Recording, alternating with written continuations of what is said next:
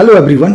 आज हम लोग bilingual method of English language teaching पर बात करेंगे और देखते हैं कि इस मेथड का इंग्लिश लैंग्वेज को सिखाने में इसका क्या रोल है और ये टीचर के लिए कितना उपयोगी है। इस पर एक डिटेल डिस्कशन हम लोग करने जा रहे हैं। पॉइंट फर्स्ट की हम बात करें, प्रोफेसर सीजे डॉटसन प्रपोज्ड और invented the bilingual method of English language teaching. बड़ा ही इंपॉर्टेंट पॉइंट है कि बाइलिंगुअल मेथड को प्रपोज किया या यानी कि उसको प्रस्तावित किया या इसकी खोज की या इसको आविष्कार किया, किसने किया है? प्रोफेसर सीजे डॉटसन ने। ये प्रीवियस डीएलएड की एग्जामिनेशंस में सेम क्वेश्चन कई बार पूछा जा चुका है कि बाइलिंगुअल मेथड को इन्वेंट किसने किया या प्रपोज किसने किया। तो प्रोफेसर सीजे डॉटसन प्रपोज और invented the bilingual method of English language teaching. इस पॉइंट को बिल्कुल आप क्रैम्प कर लें, रट लें। नेक्स्ट पॉइंट है, पॉइंट नंबर 2 की बात करें, the bilingual method is a Midway between the grammar translation method and the direct method. जो बाइलिंगुअल मेथड जो होता है वो ग्रामर ट्रांसलेशन मेथड और डायरेक्ट मेथड दोनों के बीच का एक मार्ग है। ऐसा इसलिए कहा गया है क्योंकि बाइलिंगुअल मेथड में ग्रामर ट्रांसलेशन मेथड और डायरेक्ट मेथड दोनों की ही कैरेक्टरिस्टिक्स या क्वालिटीज या विशेषताएं पाई जाती हैं। ये क्वेश्चन आपके प्रीवियस एग्जामिनेशन में आ चुका है। पॉइंट नंबर 3 की हम बात करें, in this method 2 languages I the mother tongue and the language to be learn are used. इसमें 2 भाषाओं का प्रयोग किया जाता है। बहुत इंपॉर्टेंट है, आ सकता है 2 लैंग्वेजेस का प्रयोग। एक तो लर्नर की मदर टंग रहेगी, दूसरी टारगेट लैंग्वेज रहेगी। टारगेट लैंग्वेज अपने केस में बात करें तो हमारे लिए टारगेट लैंग्वेज क्या रहेगी?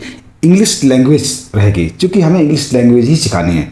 तो इसमें हम मदर टंग यानी हिंदी और इंग्लिश लैंग्वेज का इस्तेमाल करेंगे, दोनों भाषाओं का प्रयोग करेंगे इस बाइलिंगुअल मेथड के अंतर्गत। पॉइंट नंबर 4 की बात करें, in this method mother tongue is used during the early stages to explain the meaning of new words, phrases, idioms and sentences. यानी कि अर्ली स्टेजेस, प्रारंभिक अवस्था में, ठीक है, मदर टंग का प्रयोग करें। क्यों? To explain the meaning of new, यानी कि जो भी नए वर्ड्स इंग्लिश के होंगे या फ्रेजेज यानी जो वाक्यांश होंगे इंग्लिश में, या कोई मुहावरा होगा या कोई सेंटेंसेस होगा, इनके मीनिंग को क्लियर करने के लिए टीचर क्या करेगा कि मदर टंग का प्रयोग करेगा इनके मीनिंग को बताने के लिए। इसका इंपॉर्टेंट है। ये क्वेश्चन आपके प्रीवियस डीएलएड एग्जामिनेशन में आ चुका है कि इन दिस मेथड यानी grammar translation method mother tongue is used during the early stages to explain the meaning of new words, phrases, idioms and sentences. इनका प्रयोग हम करेंगे, मदर टंग का प्रयोग अर्ली स्टेजेस में किया जाएगा। नेक्स्ट इंपॉर्टेंट पॉइंट है, the basic skill on which bilingual method focuses is speaking. जैसा कि आपको पता है 4 लैंग्वेज स्किल्स होती हैं, listening, speaking, reading and writing. लेकिन बाइलिंगुअल मेथड का मेन फोकस स्पीकिंग स्किल पर रहता है। इंपॉर्टेंट पॉइंट है, may be in the examinations, यानी कि इसका मेन फोकस स्पीकिंग स्किल पर है। ऐसा क्यों है? क्योंकि जब भी टीचर इस मेथड का प्रयोग करेंगे, सबसे पहले टारगेट लैंग्वेज में किसी भी सेंटेंस को इंग्लिश में बोलेंगे, इसके बाद उसको हिंदी में बोलेंगे, इसके बाद उसको पुनः इंग्लिश लैंग्वेज में बोलेंगे। तो कुल मिलाकर के स्पीकिंग पर ही फोकस है और बच्चा उसको फॉलो भी करेगा। तो कुल कह सकते हैं कि बाइलिंगुअल मेथड का जो फोकस है वो स्पीकिंग स्किल पर है। नेक्स्ट हम बात करते हैं, sentence is the teaching unit of bilingual method. Bilingual method का जो यूनिट है, टीचिंग यूनिट है या इकाई है पढ़ाने की, शिक्षण इकाई, वो सेंटेंस है। यानी जब भी टीचर बाइलिंगुअल मेथड से किसी भी क्लासरूम में पढ़ाएंगे तो सेंटेंस से ही शुरुआत करेंगे। तो कह सकते हैं sentence is the teaching unit of bilingual method. Important है। नेक्स्ट पॉइंट नंबर 3 की हम बात करें, professor CJ Dodson believed that.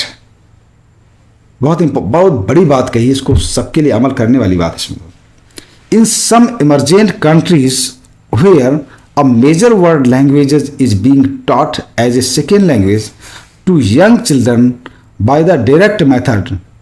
If this type of teaching was successful, the vernacular would disappear within a few generations. बहुत बड़ी बात कही है। इन्होंने क्या कहा है कि कुछ उभरते देशों में जहां विश्व की एक प्रमुख भाषा को यानी इंग्लिश लैंग्वेज को प्रत्यक्ष विधि यानी डायरेक्ट मेथड द्वारा छोटे बच्चों को दूसरी भाषा के रूप में पढ़ाया जा रहा है, जो कि इंग्लिश लैंग्वेज को अपना सेकेंड लैंग्वेज के रूप में पढ़ाया जा रहा है।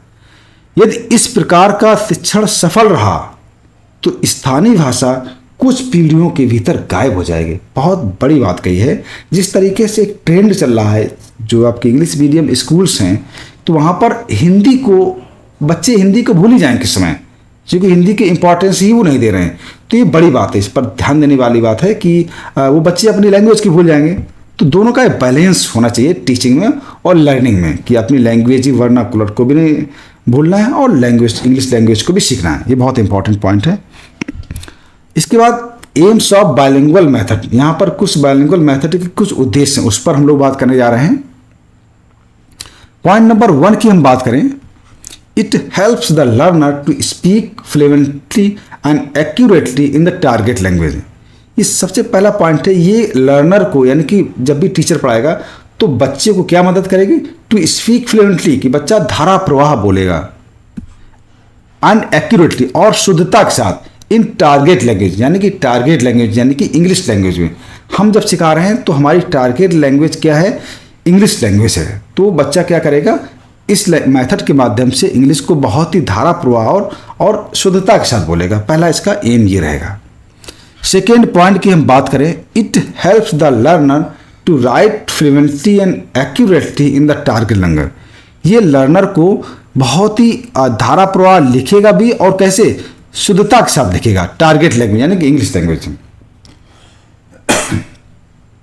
नंबर पॉइंट सी की बात करते हैं, it prepares the learner in such a manner that he can achieve the true bilingualism. और एक अच्छा दुभाषिया बनने में ये मेथड मदद करेगा।